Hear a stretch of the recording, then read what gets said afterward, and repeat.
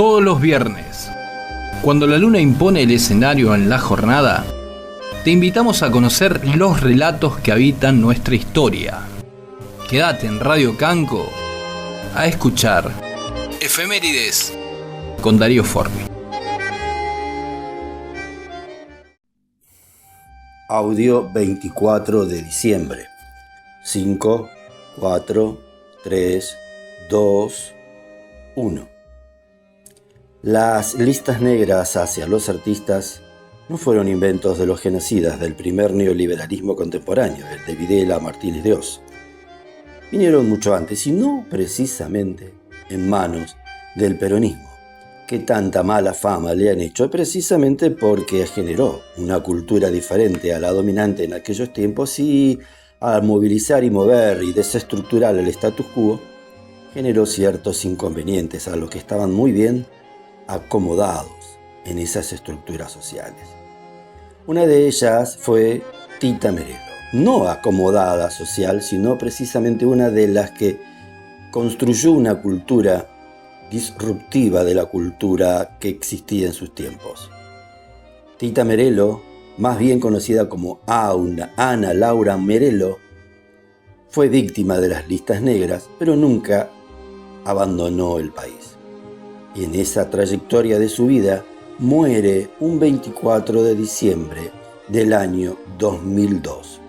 Había nacido en Buenos Aires, en San Telmo, en el año 1904. Vivió 98 años. En un país de magra tradición espectacular, la aparición y la pervivencia de Tita Merello es un rarísimo fenómeno.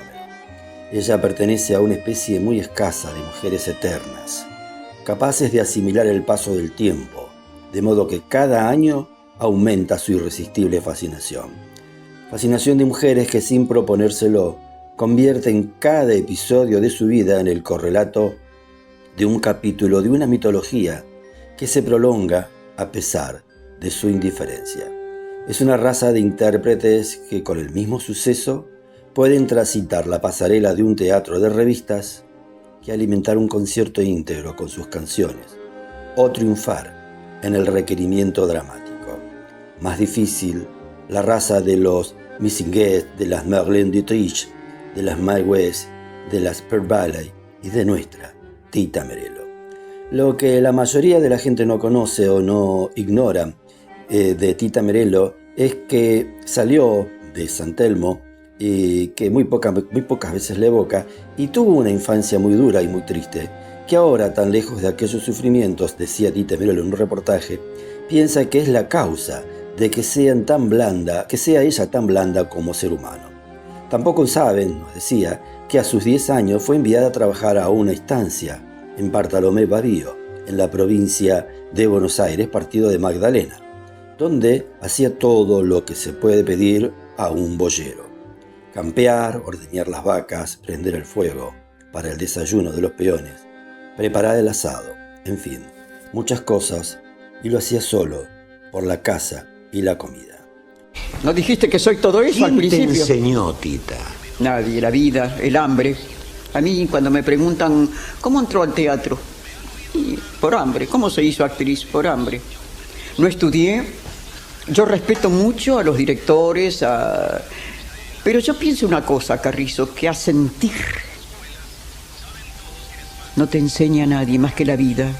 Dentro de su vida, dentro del desarrollo de su vida, se cuenta que una vez regresada a Buenos Aires, donde urgida por los apremios de siempre ejecutó todo tipo de trabajo de pobre, de esos que lo único que le permiten es justamente ir tirando, hasta que lo abandonó en 1920 por una profesión no demasiado promisoria. Empujada por el hambre, se fue a ofrecer al teatro Bataclan, que estaba en calle 25 de Mayo y se especializaba en revistas picarescas. Los espectáculos eran lo habitual: mujeres que cantaban letras pillinas y sketch bastante subidos de tono, aunque ninguno como en esas películas que ahora se anuncian como erótica o más sensual. Simplemente allí bailaba, mostraba las piernas y cantaba cosas como aquello de yo busco a mi titina, mi titina, mi titina. Pero pasó el drama de aquellos años y una inesperada promoción se produjo después de interpretar su primer tango Amargo, en el año 1923. Del Teatrito del Bajo, entonces, pasó a las más prestigiosas y mejores retribuidas revistas del Maipo y del Porteño. Pero, como decíamos, las listas negras no fueron invento de los genocidas. Era peronista y era precisamente una de las personas que desarrollaba esa disrupción del status quo reinante de la década infame para armar otro país donde se podía ser feliz de otra forma, o en todo caso donde la felicidad era más inclusiva. Producida la caída del régimen peronista en el año 1955, Tita Merello, que era una de las actrices más ocupadas hasta ese momento, encontró repentinamente cerrada todas las posibilidades de trabajo. A diferencia de otros colegas, no se fue al exilio, sino que permaneció en Buenos Aires. Para sobrevivir, cantaba en los parques de diversiones y en los circos para mantenerse. Siempre se le había criticado que se quejaba por la falta de dinero, pero no es verdad. Decía que ella ha trabajado esporádicamente en épocas en las que no se pagaba tanto como ahora, y también siempre decía que ayudaba a quien se lo pedía. Eso lo pueden confirmar, dice, todos los que necesitaron de ella. Hay baches, hay épocas que mejor no recordarlas. Yo las recuerdo, por eso te dije al principio que yo era una enferma de melancolía, de tristeza, porque yo me quiero borrar el pasado. Y en vez de, como me decía alguien el otro día, pero usted no recuerda las noches de sus éxitos. No.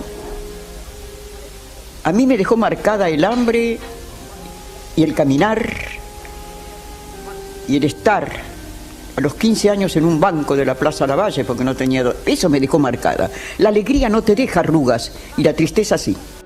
Yo me he dado mucho, pero nunca tuve intenciones de ser más rica del cementerio, nos decía Tita Merello por aquellos años.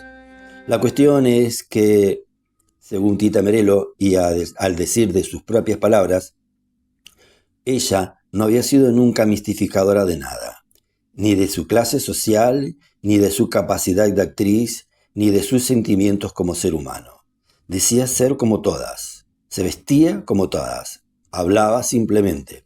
Quizás por eso mucha gente la acepta, porque ven en ella alguien parecidos a ellos. Es el pueblo que finalmente llega al arte. Efemérides con Darío Forni.